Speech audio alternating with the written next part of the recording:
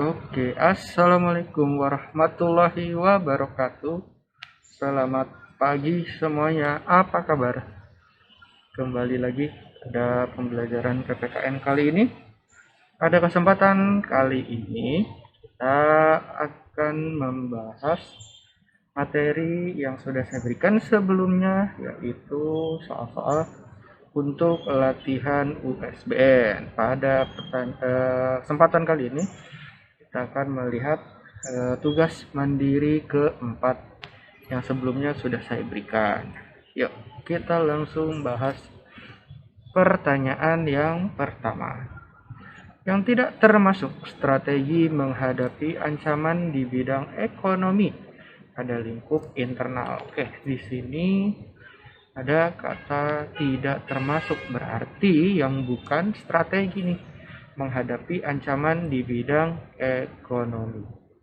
Pertama, yang A, menciptakan lapangan kerja padat karya. Tentu yang ini tidak termasuk karena yang namanya menciptakan lapangan kerja berarti dia adalah strategi. Kemudian pembangunan infrastruktur juga tidak dibenarkan. Kemudian penciptaan iklim usaha yang kondusif. Tentu ini adalah justru adalah usaha ataupun strategi untuk menghadapi ancaman di bidang ekonomi. Lalu pemilihan teknologi yang tepat, sama.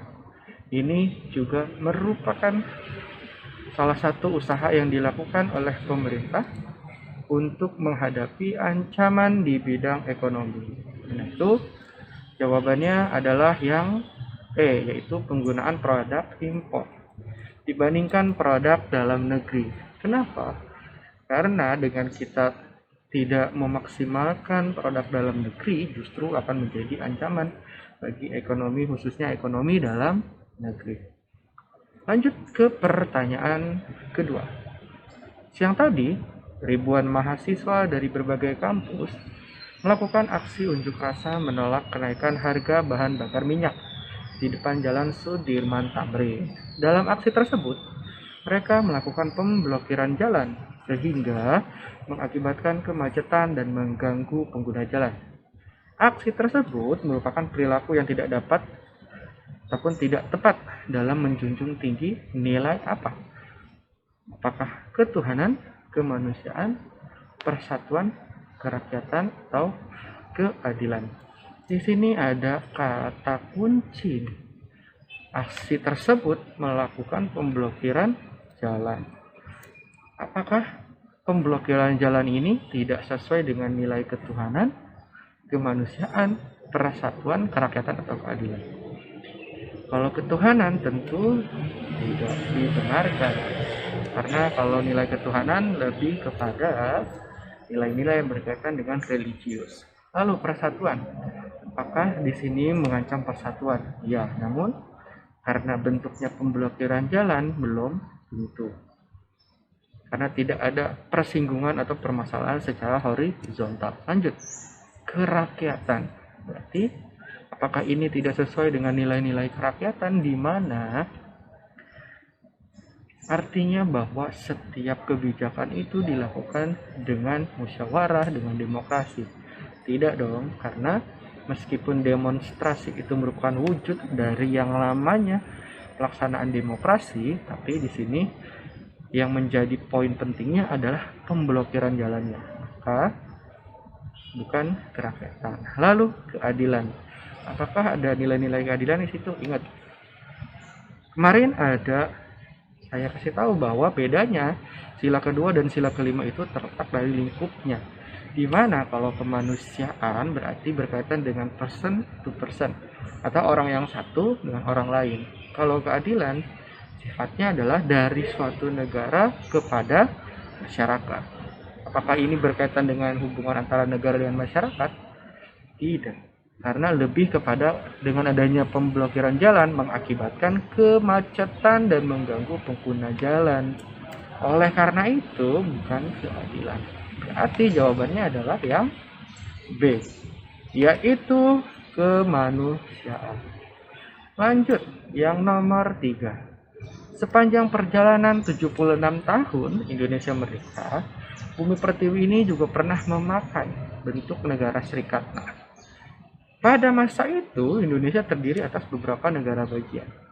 Konstitusi yang dipakai pada masa itu adalah, di sini ada kata bentuk negara serikat. Artinya Indonesia sedang dalam masa ataupun dalam negara Republik Indonesia Serikat. Dengan demikian, kalau dalam negara Republik Indonesia Serikat, konstitusinya apa? Yaitu konstitusi RIS.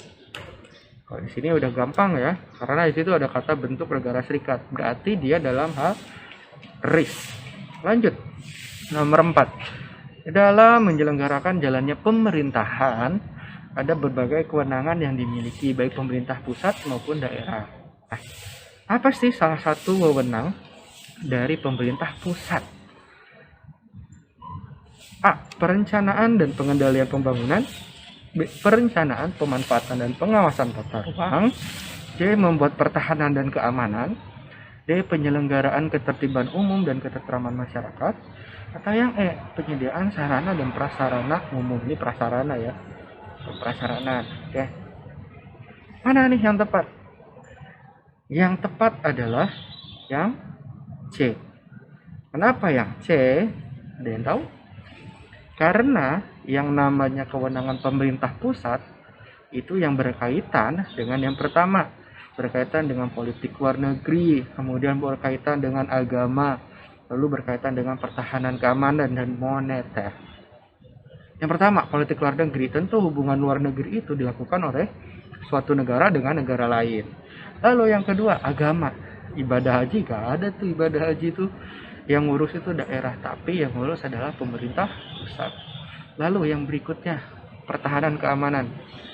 Berkaitan dengan contoh alutsista dan sebagainya.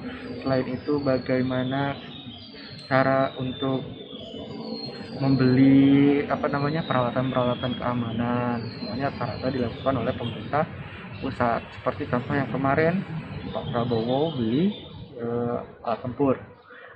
Yang terakhir, moneter, berkaitan dengan keuangan. Tentu mulai dari suku bunga, kemudian mulai dari apalagi ya, selain suku bunga ada juga nilai tukar mata uang dan sebagainya. Itu yang berkaitan dengan pemerintah pusat. Lanjut. Nomor 5. Perhatikan nilai-nilai Pancasila dalam praktik penyelenggaraan pemerintahan sebagai berikut. Yang nomor 1, membina kerukunan hidup di antara sesama umat beragama dan percaya terhadap Tuhan Yang Maha Esa. Berarti di sini nilai Pancasilanya tentang apa? Kerukunan hidup sesama umat beragama dan kepercayaan terhadap Tuhan Yang Maha Esa. Berarti ini berkaitan dengan sila yang pertama, karena berkaitan dengan tentu religiusitas lah, karena ada kata Tuhan Yang Maha Esa. Lalu yang kedua, dengan itikat baik dan rasa tanggung jawab, menerima dan melaksanakan hasil keputusan musyawarah. Ini aja ada kata kuncinya musyawarah. Berarti sila keempat. Lanjut. Tidak boleh memaksakan kehendak kepada orang lain. Tidak boleh memaksakan kehendak orang lain berarti berkaitan dengan sila keberapa? Sila keempat. Dalam sila keempat, kita harus menghargai pendapat orang lain, menghargai apa yang dilakukan oleh orang lain berkaitan dengan musyawarah. Keempat, mengakui dan memperlakukan manusia sesuai dengan harkat dan martabatnya sebagai makhluk Tuhan Yang Maha Esa. Sila keberapa? Sila kedua, karena berkaitan dengan nilai-nilai kemanusiaan dan juga nilai-nilai hak asasi manusia. Berikutnya yang poin kelima, mengembangkan perbuatan yang luhur yang mencerminkan sikap dan suasana kekeluargaan dan kegotong royongan. Jadi suasana kekeluargaan dan gotong royong itu sila keberapa? Dia adalah sila kelima. Maka nilai kerakyatan yang dipimpin oleh hikmat kebijaksanaan dalam permusyawaratan perwakilan ditunjukkan dengan nomor 2 dan 3. Pada di sini nggak ada, harusnya berarti ini tidak ada jawabannya. Yang benar adalah 2 dan 3. Catat di sini ya, 2 dan 3. Lanjut, nomor berikutnya, nomor 6. Perhatikan pernyataan-pernyataan berikut ini. 1. Membiasakan diri untuk berbuat sesuai dengan aturan hukum yang berlaku. 2. Membiasakan diri mengadakan perubahan secara damai. 3. Membiasakan diri berpendapat untuk kepentingan kelompoknya. 4. Selalu mempertanggungjawabkan hasil keputusan pada Tuhan Yang Maha Esa. Dan yang kelima, selalu menuntut hak daripada melaksanakan kewajiban. Jadi sini aja berarti tahuan nih. Yang nomor 3, membiasakan diri berpendapat untuk kepentingan kelompoknya. Tentu itu tidak benar.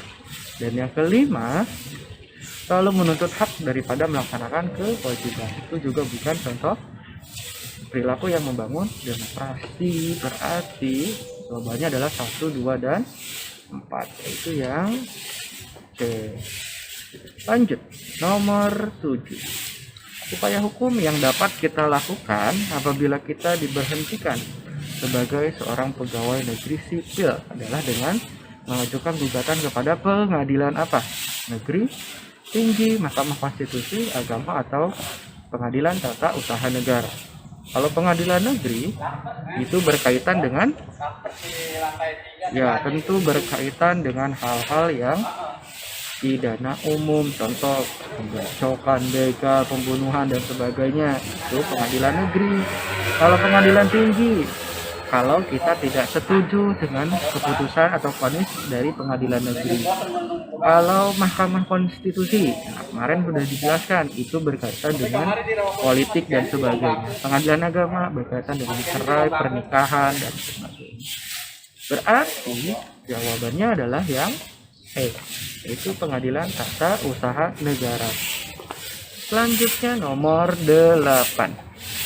Salah satu contoh pelaksanaan hak prerogatif presiden menurut Undang-Undang Dasar 1945.